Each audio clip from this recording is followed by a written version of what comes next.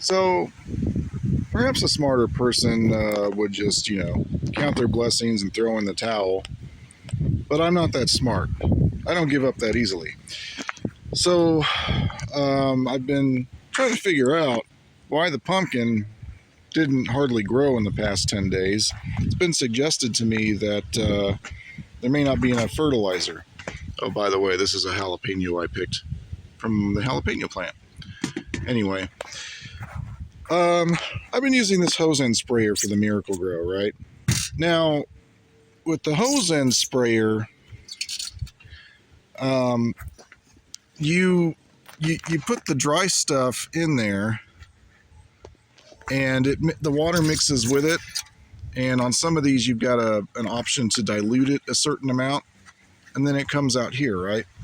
Now on this one's actually can do wet or dry fertilizer. So obviously the Miracle-Gro I've been using is the dry stuff, the flakes. So let me take this apart here real quick. There we go. Okay, so the way this works is you're supposed to put the dry stuff in this basket right here. Now, really, no more than half a pound even fits in there, so that's no good to begin with. Then you put it down in here, right? This is the tube that it's supposed to go up. Now, I don't know if this thing's even been working. If you look here, the water is still really pink, as if the stuff's in it.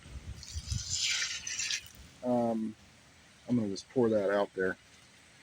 But there's no dry powder left, and I'm thinking that means it needs to be refilled. Now, so anyway, I went out and I bought this one. This one you can clearly see how much powder is left. This thing was pretty much filled to the top. I had like a whole pound and a half in there, which they say, if you read the instructions, it says that covers 500 square feet.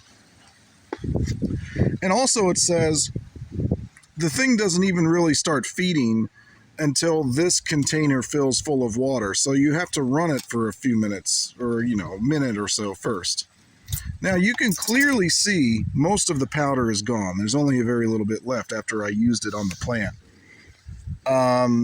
So it's possible either this was never working or it worked and I couldn't tell when it was empty. I don't know.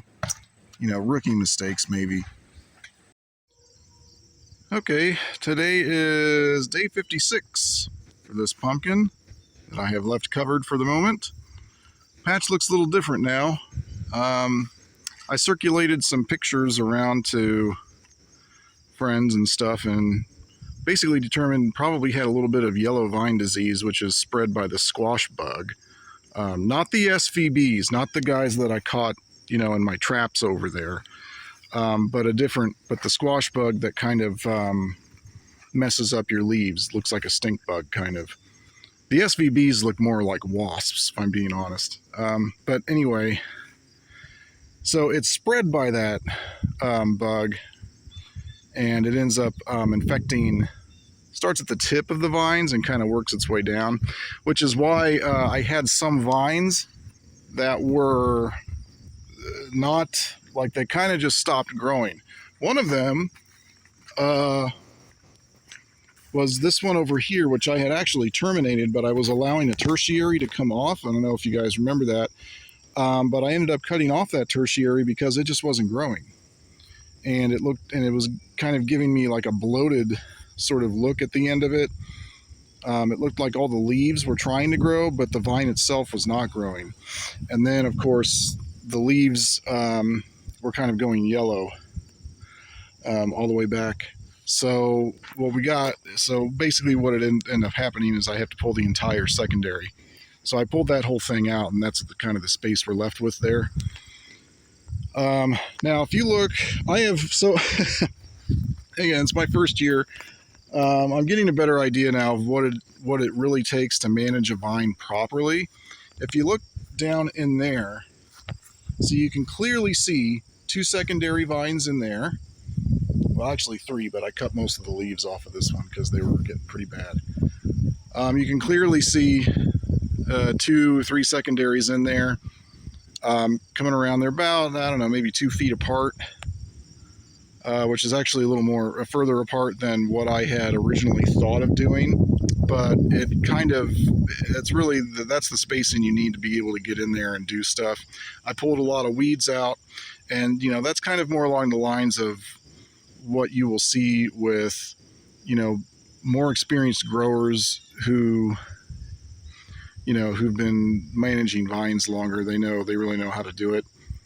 So I went in there, kind of cleaned that up. That's kind of what you want the whole plant to look like. Now I don't have that here because it's really far gone. I've got weeds growing up. Look at this. There's weeds all in there. Matter of fact, over in that section, there I believe was a rabbit's nest, because I saw a lot of rabbit poop in there. Maybe good for the fertilizer, but we don't want rabbits in here gnawing on things, particularly the pumpkin itself. Although it would seem that the pumpkin itself so far has been left untouched by animals. All right, here we are on day 60.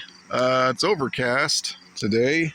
Still pretty muggy though, so still sweating. You can still sweat out here even though the sun's not out. Hopefully that mugginess kind of goes away over the course of the day. So I just measured this. If I go by the measurement I just took, it would tell me that it just hasn't grown. It's possible my previous measurements may have been, not exactly correct. I mean, it's hard to get it exact, but with how little growth there has been, it probably doesn't matter a whole much. If it gained any, it probably only gained a few inches, and I just measured too long, last time. Okay, folks, we're back in the patch. I've stopped counting the days. It is September 3rd, I believe. I think the pumpkin, for the most part, is probably finished growing, at least externally. But, I was talking to Steve Strickler, who's been very helpful throughout this season. He's got a lot of experience. He told me, it's probably a good idea to just keep watering and fertilizing it, because it may still be growing on the inside, and it may develop some growth cracks, particularly on the stem side, which we have some of that going on already. If I can get over here, there's a fan still on this. We had a pretty bad deal with the stem. Matter of fact, it's still rotting there. I need to take care of that. Yeah, we got to take care of that. Probably put some alcohol on it. But we've got some stem. Oh my gosh, it's on the other side too. Oof! Terrible. Absolutely terrible. But we've got a little bit of that going on here with these, maybe a little bit of not stem cracking, growth cracks. Well, definitely a lot of cantalouping on this side. So there's that. But yeah, we got to take care of that stem before there's nothing left of it. So anyway, this is going to be the last update for a while. And, we'll see if we can hold out. Our watermelon have been doing really well. Got how many did we get? I think we got 7 big ones harvested already, and we can see 1, 2, 3, 4, 5, 6, 7, maybe 8, 9. Still good. These other ones, they may be rotten. They may be rotten. So, and then there's another guy right down here. Unbelievable. I'll probably come back and talk a little bit about what things that did work out well this year and some things that didn't go so well, things we need to improve on for next year. But either way, I mean, it's taped at about 811 pounds. I'm assuming it's probably heavier than that. So I would say, we've had a good first attempt. Next year, we're going to try and kind of make this entire area here that actually also house the field pumpkins and the watermelon. We're going to try to do most of this whole area just for one plant, and then expand that way for a second plant. And then also have a much more sophisticated irrigation system. We'll have to set up a booster pump with a pump relay, which will allow the timer to turn the switch allow the timer to turn the pump on when it's time to water. So until next time, we'll see you later, and hopefully here in Indiana we see a state record between a couple guys that I know. So